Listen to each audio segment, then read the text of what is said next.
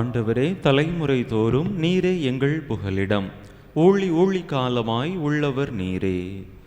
தந்தை மகன் தூயாவியாரின் பெயராலே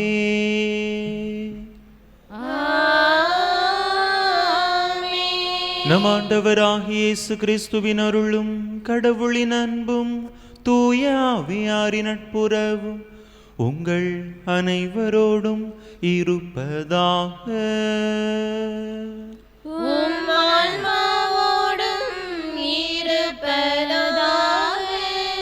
இயேசுவில் அன்பார்ந்த சகோதர சகோதரிகளே, இந்த நாளிலே நம்முடைய மறை மாவட்டத்தின் ஆயர் மேதகு ஸ்டீஃபன் ஆண்டகை அவர்களுக்காக சிறப்பாக இந்த பலியிலே மன்றாடுவோம்.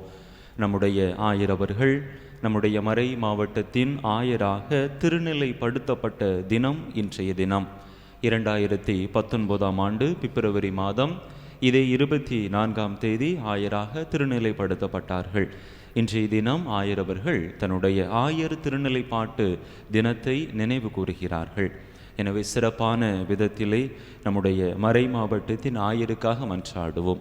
இறைவன் தாமே அவருக்கு நல்ல உடல் உள்ள சுகத்தை கொடுத்து அவருடைய இறை பணியை செவ்வனே ஆற்ற அவருக்கு இறைவன் உறுதுணையாக இருந்து அவரை வழிநடத்தும்படியாக சிறப்பாக அவரை நினைவு கூர்ந்து அவருக்காக மன்றாடுவோம். தகுதியான விதத்தில் இந்த பலியை ஒப்பு கொடுக்க தடையாக இருக்கக்கூடிய நம்முடைய பாவங்கள், குற்றங்கள், குறைகள், பலவீனங்கள் அனைத்தையும் நினைத்து பார்த்து இறைவனிடத்திலே மன்னிப்பு வேண்டுவோம். எல்லாம் வல்ல இறைவனிடமும் சகோதர சகோதரிகள் உங்களிடமும் நான் பாவி என்பதை ஏற்றுக்கொள்கிறேன். ஏனெனில் என் சிந்தனையாலும் சொல்லாலும் செயலாலும் கடமைகள் தவறியதாலும் பாவங்கள் பல செய்தேன். என் பாவமே, என் பாவமே, என் பெரும் பாவமே. ஆகையால் எப்பொழுதும் கன்னியான புனித மரியாளையும் வானதூதர் புனிதர் அனைவரையும் சகோதர சகோதரிகளை உங்களையும் நம் தேவனாகிய ஆண்டவரிடம் எனக்காக வேண்டிக் கொள்ள மன்றாடுகிறேன். எல்லாம் வல்ல இறைவன் நம் மீது இரக்கம் வைத்து நம் பாவங்களை எல்லாம் மன்னித்து நம்மை நிலை வாழ்வுக்கு அழைத்துச் செல்வாராக. ஆமென்.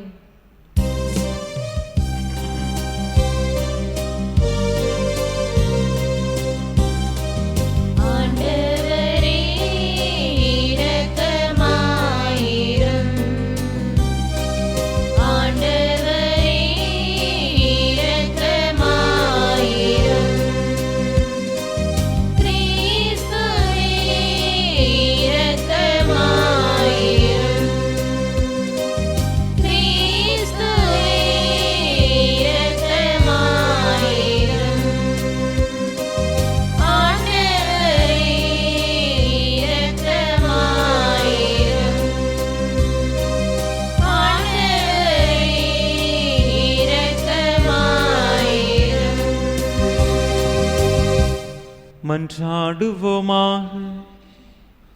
ஆண்டவரே எங்கள் இறைவா, உமது குடும்பத்தை கண்ணோக்கி அதற்கு உதவி அருளும்.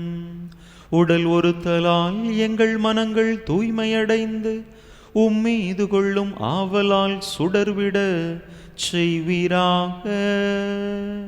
உம்மோடு தூயாவியாரின் ஒன்றைப்பில் ஒரே இறைவனாய் என்றென்றும் வாழ்ந்து ஆட்சி செய்கின்ற எங்கள் ஆண்டவரும் உம் திருமகனுமாகிய இயேசு கிறிஸ்து வழியாக உம்மை மன்றாடுகின்றோம்.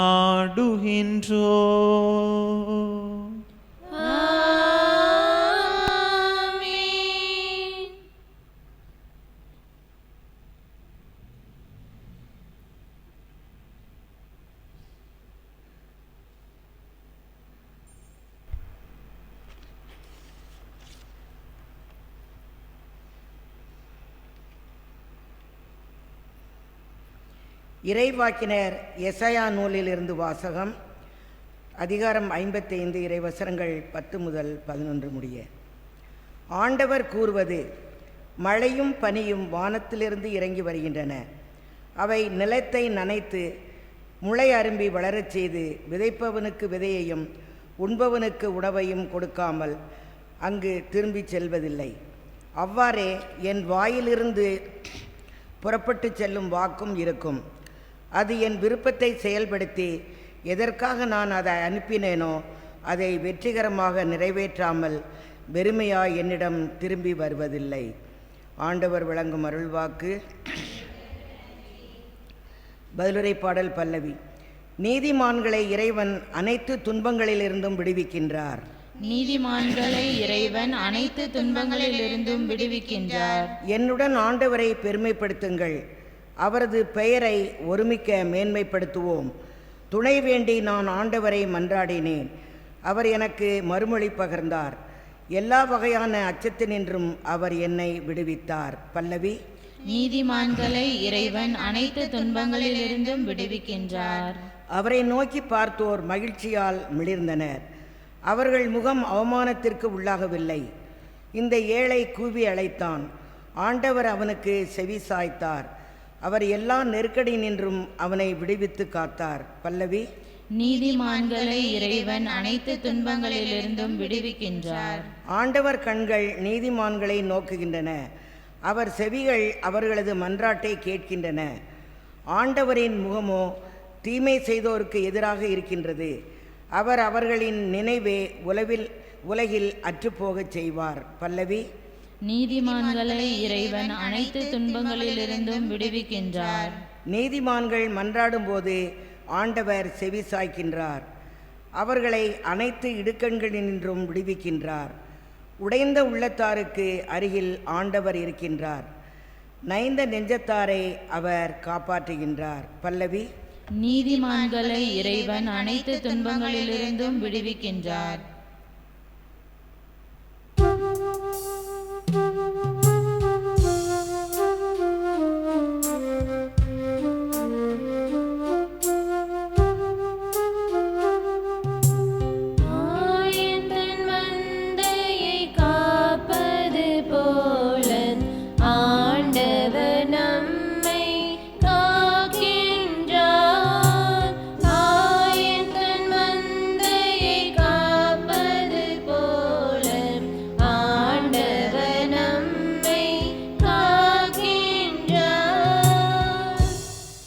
மனிதர் அப்பத்தினால் மட்டுமல்ல, மாறாக கடவுளின் வாய்ச்சொல் ஒவ்வொன்றாலும் வாழ்வர்.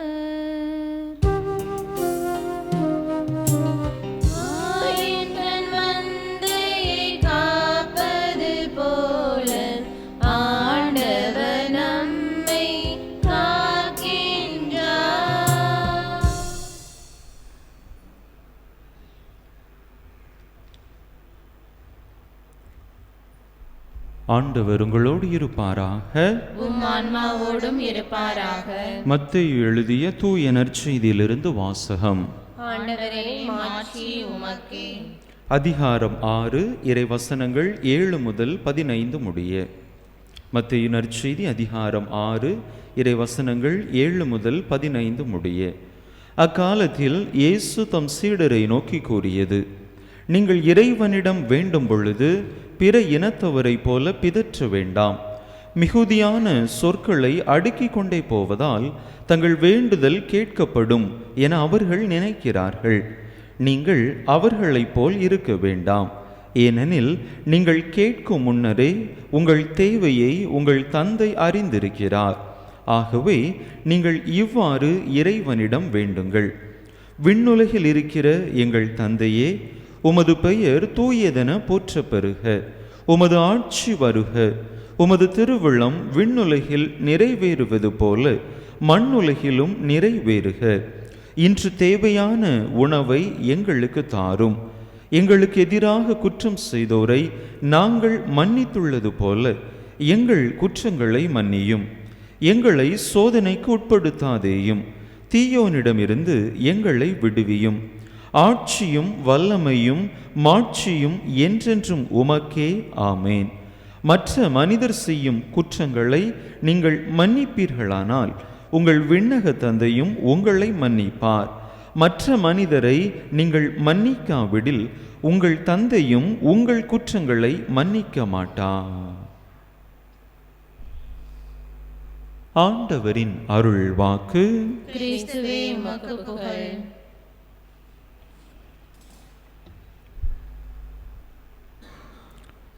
இயேசுவில் அன்பார்ந்த சகோதர சகோதரிகளே, இளைஞன் ஒருவன் சிறு வயதிலிருந்தே அவருடைய பெற்றோரால் ஜெபத்தின் வல்லமைகளை குறித்து நன்கு சொல்லி வளர்க்கப்பட்ட இளைஞன் தன்னுடைய வாழ்க்கையிலே அதிகமாக ஜெபத்திற்கு முக்கியத்துவம் கொடுப்பவனாக இருந்தான்.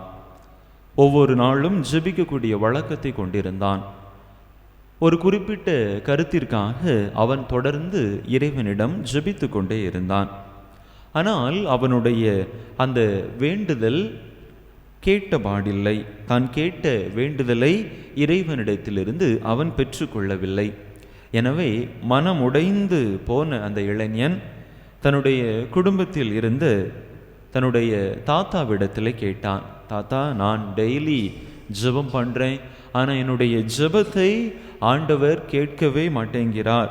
நான் இனிமேல் ஜெபிக்க போவதில்லை என்கின்ற ஒரு நிலைக்கு வந்து விட்டேன் என்று தன்னுடைய ஆதங்கத்தை தன்னுடைய தாத்தாவிடத்திலே அந்த இளைஞன் பகிர்ந்து கொண்டான். அப்பொழுது அந்த தாத்தா அந்த இளைஞனிடத்திலே சொல்லுவார், நான் உனக்கு அதற்கான பதிலை தருகிறேன். உன்னுடைய ஜெபம் வீண் என்று நீ நினைக்கிறாய், உன்னுடைய ஜெபத்தினால் பலனேதும் இல்லை என்று நினைக்கிறாய். அதற்கான பதிலை, சரியான பதிலை நான் உனக்கு தருகிறேன். அதற்கு முன்பதாக எனக்கு ஒரு வேலை செய். இங்கு இருக்கக்கூடிய இந்த மூங்கில் கூடையை வைத்து நம்முடைய வீட்டிற்கு எதிரே இருக்கக்கூடிய ஆற்றிலிருந்து எனக்கு கொஞ்சம் தண்ணீர் பிடித்து கொண்டு வா என்று அந்த தாத்தா அந்த இளைஞனிடத்தில் சொல்ல, அவன் அது எப்படி அந்த மூங்கில் கூடையிலிருந்து தண்ணீரை கொண்டு வர முடியும் என்கின்ற அந்த எண்ணத்திலே ஒரு மாதிரி முழித்து கொண்டிருந்தான். அப்பொழுது அந்த தாத்தா அவனை பார்த்து, நீ ஏன் இவ்வாறு முழித்து கொண்டிருக்கிறாய் என்று தெரிகிறது, நான் சொல்வதைப் போல செய் போ என்று அவனை அனுப்பிவிட்டார். அவனும் வீட்டிற்கு எதிரில் இருந்த அந்த ஆற்றிலே தண்ணீரை கோருவதற்காக அந்த மூங்கில் கூடையை ஆற்றிலே இறக்குகின்றான். ஆனால் எந்த தண்ணீரும் அதிலே கொள்ளவில்லை. தண்ணீரை எடுத்துக்கொண்டு வீட்டிற்கு வருகிறான். வீட்டிற்கு வரும்போது ஒரு சொட்டு தண்ணீர் கூட அதில் இல்லை. மீண்டுமாக அவனுடைய தாத்தா, இன்னும் கொஞ்சம் வேகமாக கொண்டு வா, அப்பொழுது ஒருவேளை உன்னால் தண்ணீர் கொண்டு வர முடியும் என்று சொல்ல, மீண்டும் அந்த மூங்கில் கோடையை எடுத்துக்கொண்டு ஆற்றிலே போய் கோருகின்றான். ஓடி வருகின்றான். இப்பொழுதும் அவனிடத்திலே எந்த ஒரு தண்ணீராலும் அவனால் கொண்டு வர முடியவில்லை. இவ்வாறாக தொடர்ச்சியாக 7-8 முறை செய்கின்றான். ஒவ்வொரு முறையும் அவனுக்கு தோல்வியே மிஞ்சியது. அவனால் அந்த மூங்கில் கூடையில் தண்ணீர் பிடிக்கவில்லை. நான் இனிமேல் இதில் தண்ணீர் எடுக்கப் போவதில்லை, என்னுடைய முயற்சியை தொடரப் போவதில்லை, இவ்வளவு நேரமும் நான் போய் தண்ணீர் எடுத்து வந்தது வீண்தானே என்று அந்த இளைஞன் அந்த தாத்தாவிடத்தில் சொன்னான். அப்பொழுது அந்த தாத்தா அவனை பார்த்து, யார் சொன்னா நீ அந்த மூங்கில் கூடையில் தண்ணீர் எடுத்து கொண்டு வந்தது வீண் என்று? தொடக்கத்திலே அந்த மூங்கில் கூடை எவ்வாறு இருந்தது பார்த்தாயா? அந்த மூலையில் கிடந்த அந்த மூங்கில் கூடை மிகவும் அழுக்கு படிந்த நிலையிலே கிடந்தது. ஆனால் இப்பொழுது அந்த மூங்கில் கூடையினுடைய நிலையை பார், எவ்வளவு சுத்தமாக பளபளக்கக்கூடிய விதத்திலே இருக்கிறது. எனவே உன்னுடைய முயற்சி வீணான முயற்சி அல்ல. நீ இந்த மூங்கில் கூடையை ஒரு புதிய மூங்கில் கூடையாக, பளபளக்கக்கூடிய கூடையாக மாற்றி இருக்கிறாய். எனவே உன்னுடைய முயற்சி சிறிதளவு கூட வீண் போகவில்லை, அதனால் பெரும் பயன்தான் ஏற்பட்டிருக்கிறது என்று சொன்னாராம். இதே போலத்தான் நம்முடைய ஜெப வாழ்வும். நாம் ஆண்டவரிடத்திலே ஜெபம் செய்கின்ற பொழுது நம்முடைய ஜெபத்தை ஆண்டவர் கேட்கவில்லையே, நம்முடைய வேண்டுதலை ஆண்டவர் நிறைவேற்றவில்லையே என்று நாம் ஆதங்கப்படுகிறோம். நீ எவ்வாறு உன்னுடைய முயற்சியை கைவிட நினைத்தாயோ அதே போல நாமும் நம்முடைய ஜெபங்கள் கேட்கப்படாத பொழுது நம்முடைய ஜெப வாழ்வை நாம் கைவிட நினைக்கின்றோம். ஆனால் ஜெபத்தினால் ஆண்டவரிடத்திலே மாற்றத்தை நாம் ஏற்படுத்தவில்லை, மாறாக நம்மிடத்திலேயே நாம் மாற்றத்தை ஏற்படுத்துகிறோம். நம்முடைய மனதை ஆண்டவருடைய அருளை, ஆசீர்வாதங்களை பெற்றுக்கொள்ளக்கூடிய நல்ல மனதாக, பக்குவப்பட்ட மனதாக நாம் மாற்றுகிறோம். நாம் திரும்ப திரும்ப ஜெபிக்கின்ற பொழுது நம்முடைய மனமானது தூய்மைப்படுத்தப்படுகின்றது, அது ஒரு புனித நிலையை அடைகின்றது. எனவே உன்னுடைய ஜெபம் வீணாய் போய்விட்டது, என்னுடைய ஜெபத்தை ஆண்டவர் கேட்கவில்லையே என்று நீ வருத்தப்படாதே என்று அந்த தாத்தா அந்த இளைஞனிடத்திலே பதில் சொன்னாராம். இயேசுவில் பிரியமான சகோதர சகோதரிகளே, பல நேரங்களில் நாமும் கூட நம்முடைய வாழ்க்கையிலே இப்படிப்பட்ட மனநிலையில்தான் இருக்கிறோம். எவ்வளவு ஜெபம் செய்தாலும் என்னுடைய ஜெபத்திற்கு ஒரு பலனும் இல்லையே, நான் எதற்காக ஜெபிக்க வேண்டும் என்று நாம் மனம் சோர்வடைந்து போய்விடுகின்றோம். அன்பு மக்களே, ஜெபத்தினால் நாம் இறைவனை மாற்றவில்லை, ஜெபத்தினால் நாம் நம்மையே மாற்றிக்கொள்கிறோம். நம்முடைய மனதை நாம் பக்குவப்படுத்துகிறோம். நம்முடைய மனதிலே இறைவனுடைய அருள் வரங்கள் ஆசீர்வாதங்கள் நிரம்புவதற்கு ஏற்றவாறு நாம் நம்முடைய மனதை தயார்படுத்துகின்றோம்.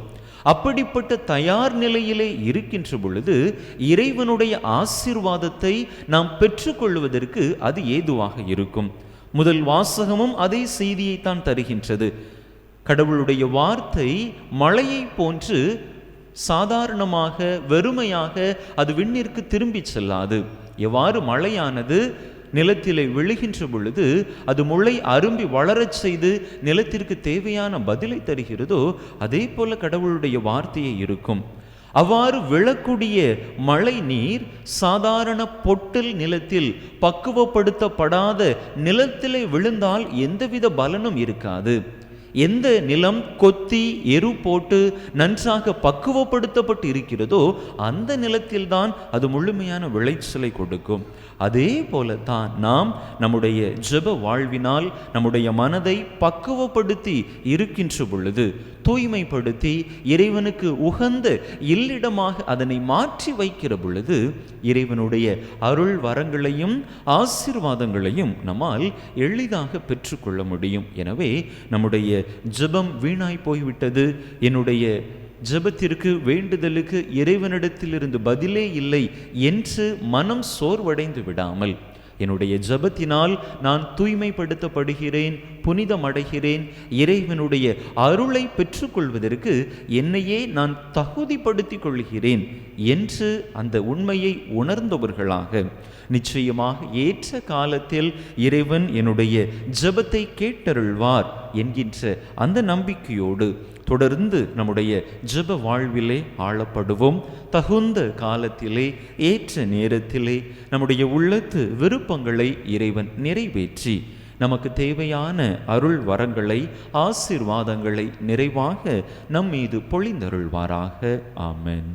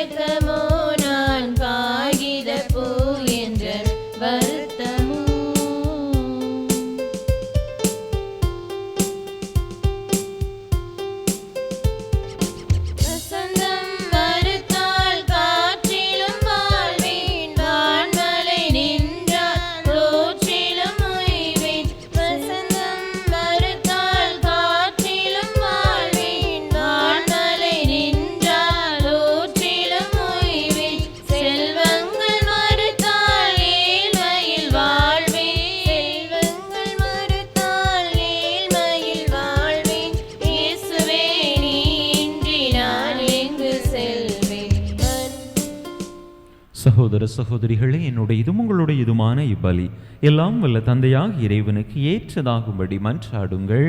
ஆண்டவர் தமது திருப்பெயரின் புகழ்ச்சிக்காகவும் ஆட்சிக்காகவும் நமது நன்மைக்காகவும் புனித திரு அவை அனைத்து நலன்களுக்காகவும் உமது கையிலிருந்து இப்பலியை ஏற்றுக்கொள்வாராக. அனைத்தையும் படைத்த எல்லாம் வல்ல இறைவா, உமது மிகுதியான நன்மையிலிருந்து நாங்கள் கொண்டு வருவதை ஏற்றருளும். நீர் எங்களுக்கு கொடுத்துள்ள இவ்வுலக கொடைகளை நிலை வாழ்வுக்கு ஏற்றவையாக மாற்றியருள்வீராக. எங்கள் ஆண்டவராகிய கிறிஸ்து வழியாக உம்மை மன்றாடுகின்றோ.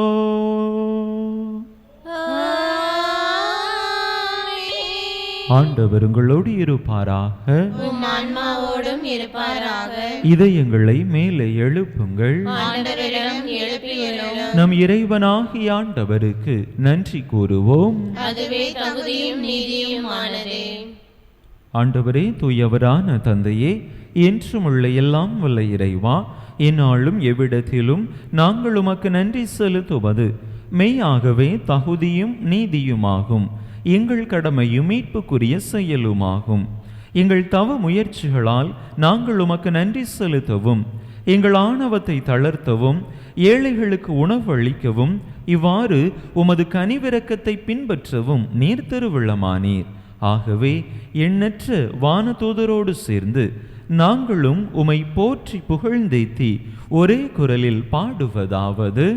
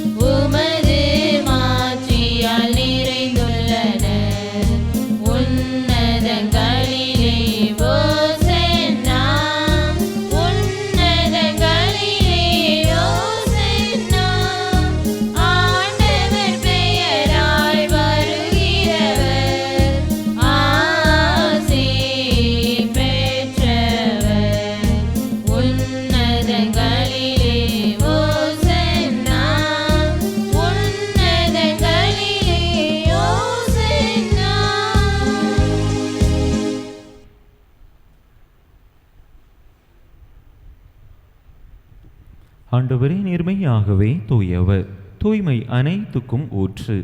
ஆகவே உம்முடைய ஆவியை பொழிந்து இக்காணிக்கைகளை தூய்மைப்படுத்த உம்மை வேண்டுகின்றோம். இவ்வாறு எங்கள் ஆண்டவர் இயேசு கிறிஸ்துவின் உடலும் இரத்தமுமாக எங்களுக்கு இவை மாறுவனவாக. அவர் பாடுபட உளம் கனிந்து தம்மை கையளித்த போது அப்பத்தை எடுத்து நன்றி செலுத்தி அதை பிட்டு தம் சீடர்களுக்கு அளித்து அவர் கூறியதாவது: அனைவரும் இதிலிருந்து பெற்று உண்ணுங்கள், ஏனெனில் இது உங்களுக்காக கையளிக்கப்படும் என் உடல்.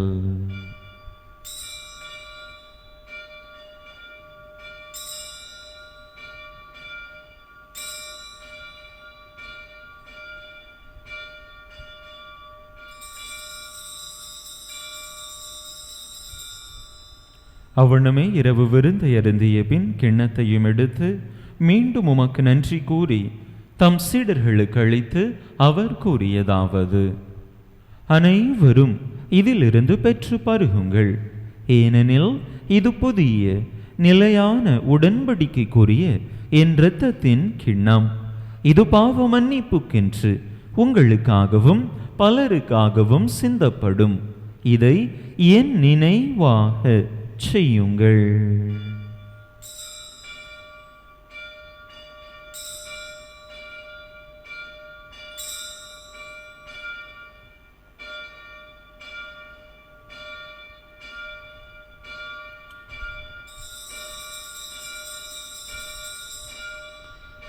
நம்பிக்கையின் மறைபொருள்.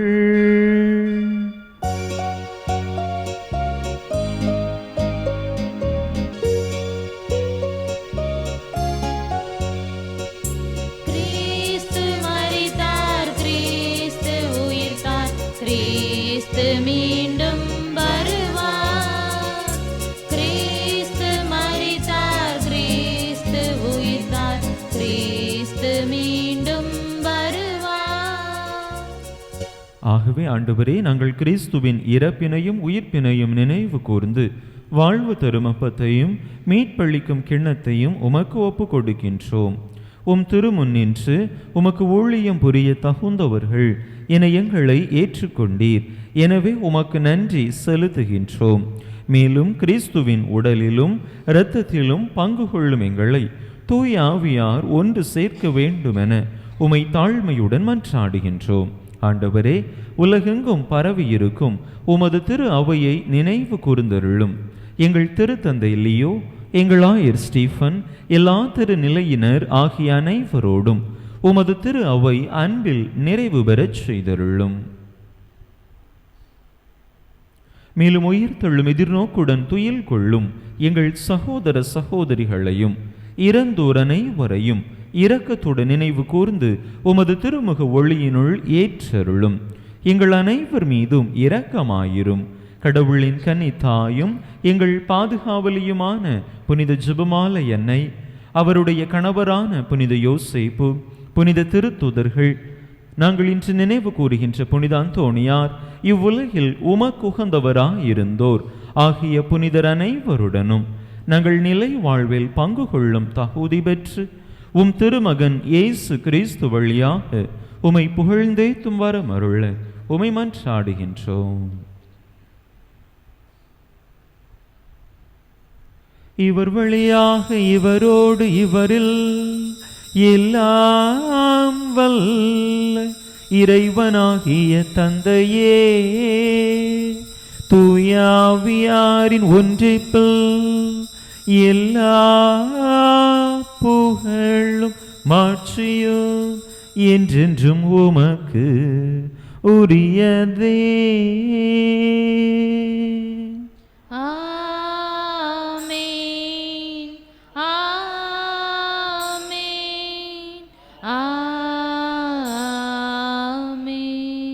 மீட்பரின் கட்டளையால் கற்பிக்கப்பட்டு இறை படிப்பினையால் பயிற்சி பெற்ற நாம் துணிந்து சொல்லுவோம். விண்ணுலகில் இருக்கிற எங்கள் தந்தையே, உமது பெயர் தூயது என போற்ற பெறுக. உமது ஆட்சி வருக. உமது திருவுளம் விண்ணுலகில் நிறைவேறுவது போல மண்ணுலகிலும் நிறைவேறுக. எங்கள் அன்றாட உணவை இன்று எங்களுக்கு தாரும். எங்களுக்கு எதிராக குற்றம் செய்வோரை நாங்கள் மன்னிப்பது போல எங்கள் குற்றங்களை மன்னியும்.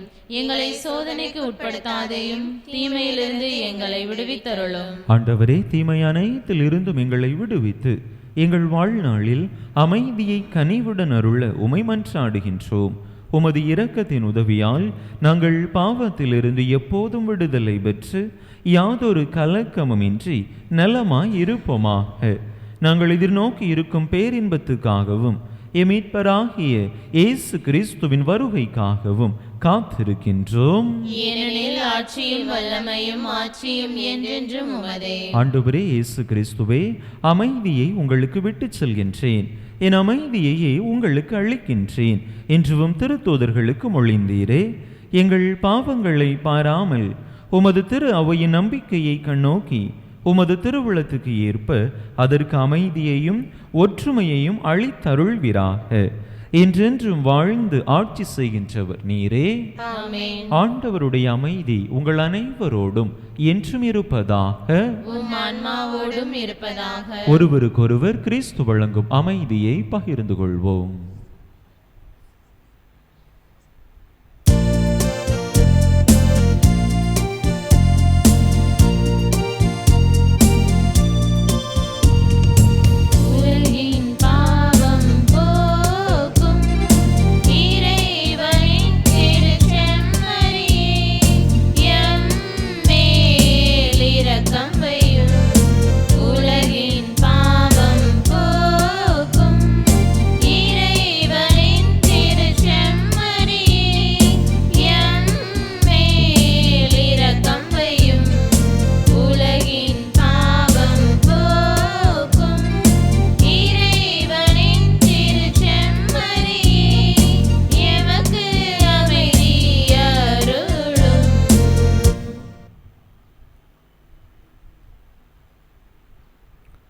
இதோ இறைவனின் செம்மறி, இதோ உலகின் பாவங்களை போக்குகின்றவர். இந்த செம்மறியின் திருவிருந்துக்கு அழைக்க பெற்றுள்ள நாம் பேறு பெற்றோ. ஆண்டவரே, நீர் என் இல்லத்தில் எழுந்தருளி வர நான் தகுதியற்றவள். ஆனால் ஒரு வார்த்தை மட்டும் சொல்லியருளும், எனது ஆன்மா நலமடையும்.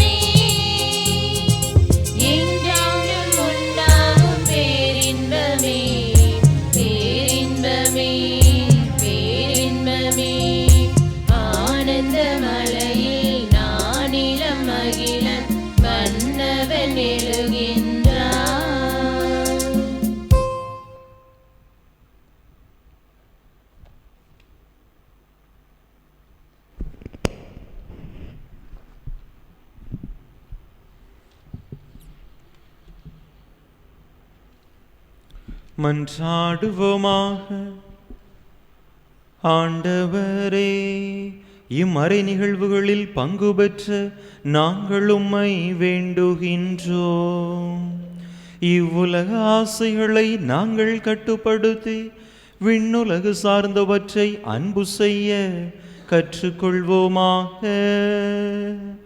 எங்கள் ஆண்டவராகிய கிறிஸ்து வழியாக உம்மை மன்றாடுகின்றோம்.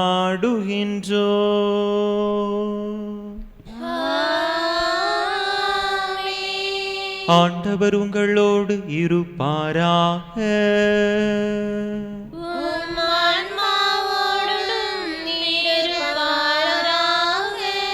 எல்லாம் வல்ல இறைவன் தந்தை மகன் தூயாவியார் உங்களுக்கு ஆசி வழங்குவாராக.